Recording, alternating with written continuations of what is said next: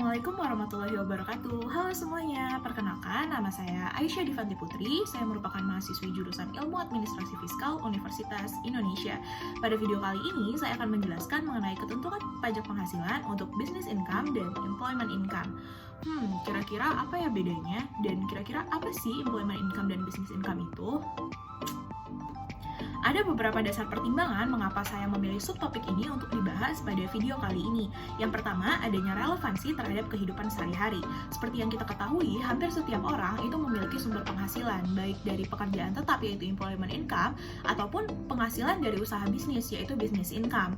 Oleh karena itu, membawa topik ini memberikan pemahaman yang lebih baik mengenai sumber penghasilan dan bagaimana penerapan pajaknya. Yang kedua, itu adalah pemenuhan kewajiban dan tanggung jawab perpajakan. Seperti yang kita ketahui, pajak merupakan sumber pendapatan negara yang paling besar. Oleh karena itu, dengan memahami bagaimana sih employment income dan business income dipengaruhi oleh sistem perpajakan, dapat membantu individu atau bisnis untuk memenuhi kewajiban perpajakan mereka dengan cepat dan tepat. Kemudian yang ketiga, itu adalah pentingnya pemahaman keuangan pribadi dan bisnis. Memahami perbedaan antara employment income dan business income serta implikasi pajaknya adalah bagian penting dari literasi keuangan. Nah, dengan memahami topik ini, individu atau pengusaha bisnis dapat membuat keputusan keuangan yang lebih baik dan mengelola keuangan mereka dengan lebih efektif. Nah, dengan adanya dasar-dasar pertimbangan tadi, dapat dilihat bahwa subtopik pengenaan pajak penghasilan terhadap employment income dan business income itu memiliki nilai yang signifikan dalam konteks literasi keuangan, pengembangan individu serta bisnis, dan dampaknya kepada negara. Nah, sebelumnya, kita harus tahu dulu apa sih PPH atau pajak penghasilan itu. Jadi, pajak penghasilan adalah pajak yang dikenakan kepada orang pribadi atau badan atas penghasilan yang diterima atau diperoleh dalam suatu tahun pajak. Berdasarkan pasal 4 ayat 1 Undang-Undang PPH, yang menjadi objek pajak adalah penghasilan, yaitu setiap tambahan kemampuan ekonomis yang diterima atau diperoleh wajib pajak, baik yang berasal dari Indonesia maupun dari luar Indonesia, yang dapat dipakai untuk konsumsi atau untuk menambah kekayaan wajib pajak yang bersangkutan dengan nama dan dalam bentuk apapun. Nah, karena luasnya pengertian penghasilan dalam konteks pajak penghasilan ini, maka dari itu penghasilan itu dikelompokkan menjadi 4. Itu ada employment income, ada business income, ada capital income, dan ada other income.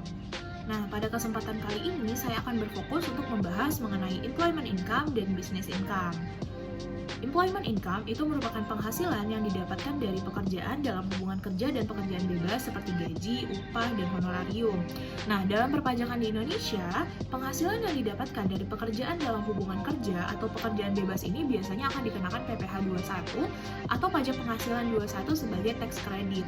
Pajak penghasilan pasal 21 atau PPh 21 adalah pajak penghasilan atas penghasilan berupa gaji, upah, honorarium, tunjangan, dan pembayaran lain dengan nama dan dalam bentuk apapun sehubungan dengan pekerjaan atau jabatan, jasa, dan kegiatan yang diterima atau diperoleh wajib pajak orang pribadi dalam negeri.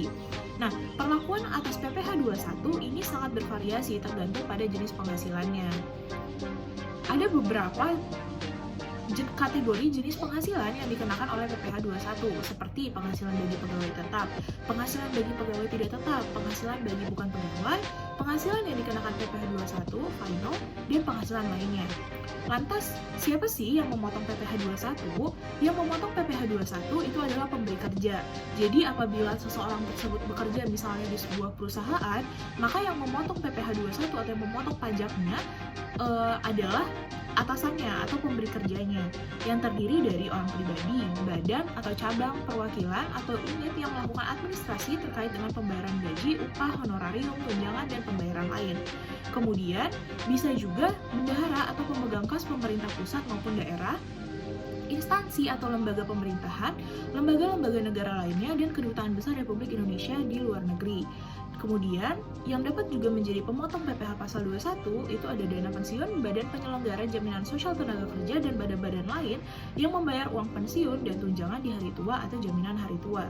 Kemudian, yang keempat itu ada orang pribadi yang melakukan kegiatan usaha atau pekerjaan bebas serta badan yang membayar honorarium, komisi, fee, atau pembayaran lain sebagai imbalan sehubungan dengan jasa dan atau kegiatan yang dilakukan oleh orang pribadi dengan status subjek pajak dalam negeri, termasuk jasa tenaga ahli yang melakukan pekerjaan bebas dan bertindak untuk dan atas namanya sendiri, bukan untuk dan atas nama persekutuannya.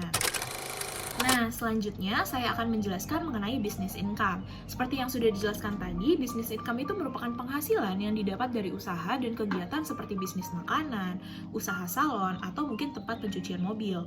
Singkatnya, business income adalah penghasilan yang didapat dari kegiatan bisnis. Umumnya, perusahaan dikenakan beberapa jenis pajak seperti PPh pasal 21, PPh pasal 23, PPh pasal 26, dan PPh pasal 25.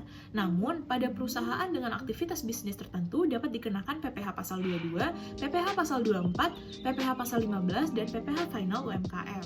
Nah, dalam konteks business income atau penghasilan didapat dari kegiatan bisnis, pajak penghasilan pasal 21 itu juga diterapkan nih dalam usaha-usaha bisnis, yang dimana di sini perusahaan sebagai pemberi kerja harus memotong pajak atas gaji karyawannya.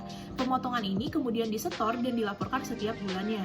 Jadi di sini, badan atau perusahaan yang mungkin menjalankan bisnis itu menjadi pihak yang memotong PPh 21 atas karyawannya. Kemudian, business income itu juga dapat dikenakan PPh pasal 22. PPh pasal 22 itu adalah pajak penghasilan yang dikenakan kepada badan-badan usaha tertentu, baik milik pemerintah maupun swasta yang melakukan kegiatan perdagangan ekspor, impor, dan selain dikenakan oleh PPh 21 dan PPh 22, business income itu juga dikenai oleh PPh 23. Nah, pajak penghasilan pasal 23 itu adalah pajak yang dikenakan pada penghasilan berupa modal, penyerahan jasa, atau hadiah dan penghargaan.